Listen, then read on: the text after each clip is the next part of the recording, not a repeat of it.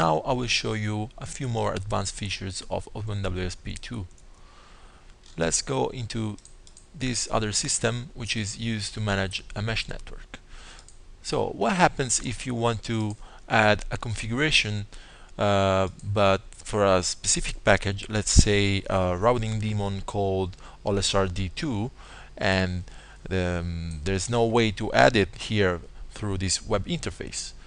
Well, you can do that anyway by going through advanced mode. Well, you have to know the exact format that you have to insert, but this format is documented, so I will show you an existing and working example. Here it is, a working OLSRD2 configuration inserted via this custom format. And I usually insert it in the advanced mode by typing JSON. This is it, and when you go into the preview, you can see the result here. So with OpenWISP2, thanks to its modular architecture and its flexibility, it is possible to configure any OpenWRT package. And in the future, we should be able to build configuration backends for other systems as well, not just OpenWRT. Now let's talk about the other advanced feature, which is configuration variables, which on this system we are using them here in the VPN configuration because we are not using the certificate authentication, but we are using a very simple authentication. And in the authentication file we use two variables, a password and the name variable. The name will be filled in by each device by using its hostname. So in the configuration you can reference some variables that must be defined in the system. The way you define these variables is documented, and once you do that, you can reuse these variables in the configurations. Let's try an example. Let's say we add a new configuration manually just for testing purposes, and we disable all the templates and we call it test FOSDEM. We assign a dummy MAC address and we save. After saving, we insert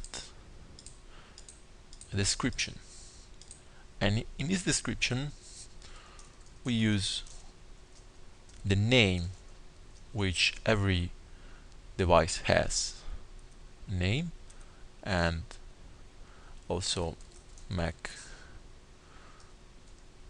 let's say description of name, MAC address. And now we go into preview mode to see that OpenWISP2 has inserted our variables in the configuration. Here it is. So you don't have at your disposal only these variables. There are a few more that each device has, but you can also set up global variables, which is really handy for stuff that you usually configure by hand on each device. You just define it once and you can define it in a configuration file that you can manage via Ansible, for example, or another configuration management system. And you define it just once, and updating it is really easy. That's it for the advanced features for now. There are more advanced features, but these are the easiest to start using. These are the main components of OpenWISP2. There are quite a bit more, but you don't need to worry about those. Let's focus on what you need to know in order to become proficient with OpenWISP2. As you can see, Ansible OpenWISP2 is the role that makes it easy to install, upgrade, and configure the other various modules.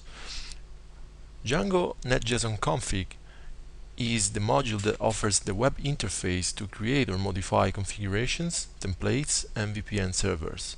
It also offers some HTTP resources which devices will use to download new configurations. netjsonconfig is the configuration engine which is used behind the scenes by the web interface. It receives a configuration and its templates in netjson format and returns an OpenWRT or OpenVPN configuration as output. It's a standalone library that can be used from the Linux shell too. Its documentation is extensive and it's here that you will have to look when you will want to venture in the advanced mode. Take a look.